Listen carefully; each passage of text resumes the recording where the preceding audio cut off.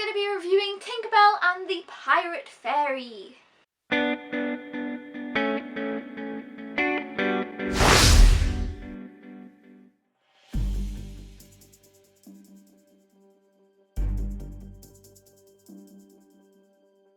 Hey everyone, welcome back. Like I said, we are reviewing Tinkerbell and the Pirate Fairy today, which is obviously the newest installment in the Tinkerbell series, which I personally really like. I mean, I'm 21, it's probably not, something that I should enjoy, but being a massive Disney fan, I enjoy these movies. So this is obviously coming from my perspective, and I'm sure that little kids will think, I think they're going to love this movie, to be honest. As far as the Tinkerbell series goes, I think Secret of the Wings is actually my favourite, but I am going to do a video talking about each film individually. So I had high hopes for Pirate Fairy. After Secret of the Wings, I really thought, these movies are getting really pretty good. And as far as them being done by the Disney Toons studio rather than, the main Disney studio, they're pretty good, because Disney Toons is a bit iffy, but I do like the Tinkerbell movies. So this one basically kind of takes a new aspect type of thing, and I think even if you don't like the Tinkerbell movies but you're a big Disney fan, this is one that you might want to check out because it kind of has a backstory relating to Peter Pan. So I think that's awesome. I like how they've kind of intertwined that situation, and it really makes it a better story for anybody who's seen Peter Pan. Then it adds a bit of excitement there. So basically we have this fairy here whose name is Serena, and she is kind of just one of the Dust Keeper fairies, which is like, she tries to, each fairy has their own little job type thing, but she's a Dust Keeper fairy. And we haven't really, I'm pretty sure we haven't seen her before, so, we get to know her a little bit at the beginning. And then basically she kind of is a bit of a curious fairy, a bit of always asking questions. She's like, always wants to know why this works, why that does that, and she wants to create different types of fairy dust, like different colours and stuff like that. Anyway, she manages to do this, but causes like a big troublesome issue, and she kind of just like disappears from the land, and nobody sees from her. Anyway, it's now a year later. We've got the big Four Seasons festival, and also at the Four Seasons festival, I thought it was really nice how they included this. They did include some characters, only briefly, but from the past movie, like the Winter Fairies were there and stuff. So I was like, oh, that's clever that they've obviously tied that in, so they haven't forgotten about that. So that was really cool. Anyway, so they're at the festival, and Zarina, now as a pirate looking type fairy, turns up and kind of causes some havoc and things like that. So basically the storyline is that the fairies, how many is there? 1, 2, 3, 4, 5 is the 5 main fairies. They have to go after Zarina and kind of try and they have to go after her basically, and she is on a pirate ship.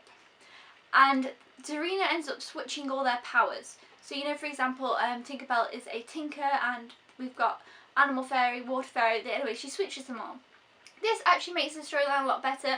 I'm really glad that they included that, because it makes really funny moments, and they all don't know what they're doing, and they all have to get used to each other, and it kind of brings their powers more into light of what the other one has to do and stuff like that. So that was really cool. I really liked that aspect of it. But yeah, so Zarina is now a pirate on the pirate ship, and we have a little guest starring from Hook, who I didn't know it was Hook at first. I was like, is this Hook? But yeah, Hook is actually, I don't know, he's this one here. I mean, you can tell now because he's got his hat on the picture, but in the beginning he doesn't have this hat on and stuff. So that's Hook and Smee there, I'm pretty sure. And we've also got the crocodile. Oh my god, the baby crocodile. The TikTok crocodile? It all tells you how he became the TikTok crocodile in this, and the crocodile seriously was like the cutest thing in the film. I loved the crocodile. He was adorable. I just loved him. He was a baby, and it just kind of, it's his origin story, I suppose, which was really cute, and I really liked how they included that. So yeah, this is kind of a fun adventure quest, but I also think if you have kids, obviously little girls like Tinkerbell movies, they're fairies and Tinkerbell stuff, but if you've got little boys, they're also going to like this movie because of the pirates. So I think if you've got little girls and boys, they're both going to enjoy this, so you can put this on. And it's something that they can both watch and both like, and the boy not be like, well, this is a Tinkerbell film because it's got pirates in, so that makes it better. We've got sword fighting, and they have got a few songs in here as well. And the pirate song was just okay, but the other song at the beginning and the end was really nice. They usually do have nice songs at the beginning and the end of the Tinkerbell movies, so that was good. Of course, as always with the Tinkerbell movies, the animation looks really lovely, the colours are great. There is more people in this one with there being pirates in it, and the people look a little bit funny funny. You know, they don't, I don't know, but they look a little bit, I can't say cartoon-like because I guess the animation, but they do look kind of more cartoon-like than maybe, you know, the more higher standard Disney movies. But it wasn't really a problem because, you know, the animation is beautiful, the scenery is lovely and all that other stuff. But yeah, the people were a bit funny looking, but nothing too serious that takes away from it.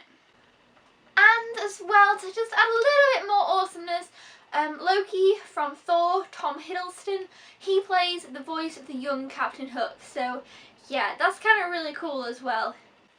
Overall, I did really enjoy it, and I definitely liked, you know, the link back to Peter Pan, and I thought the story was pretty strong and good, and I liked that it kind of took a different direction than the original Tinkerbell movies, well, the previous Tinkerbell movies, and it kind of took you out of Pixie Hollow and took you into a bit more adventurous type. But yeah, so I really enjoyed it. I couldn't really rate it because it's hard to rate because it's not, like, you can't really compare it to other movies that I would be rating. But as for a children's movie, it is great. I think little kids will love it. I think maybe, I don't really know what age range. I think most age ranges will like this, and like I say, boys and girls are going to like it. If you're a Disney fan, you're going to like it. If you love Peter Pan, you're going to want to check this out because, like I say, Crocodile's origin story is in here, and like a bit of past stuff on Hook. So yeah, you're going to want to check this one out. So yeah, that's all my thoughts on Tinkerbell and the Pirate Fairy. I really enjoyed it, and I also think it's really rewatchable. I definitely want to watch it again. It's kind of quick, fast-paced, you don't really get bored, so I can watch this one again, and it'll just be enjoyable. So I think kids will be able to watch this like loads as well. So yeah, thanks so much for watching, guys. Don't forget to thumbs up if you want to see more reviews and more Tinkerbell and Disney stuff and anything like that. Comment below if you've seen this movie, or if you are thinking of seeing it, or if you like the Tinkerbell franchise. Let me know anything in the comments below. Until then, I'll see you next time. Thank you so much for watching. Subscribe if you haven't already, or if you are a newbie, and I'll see you in the next video. Goodbye!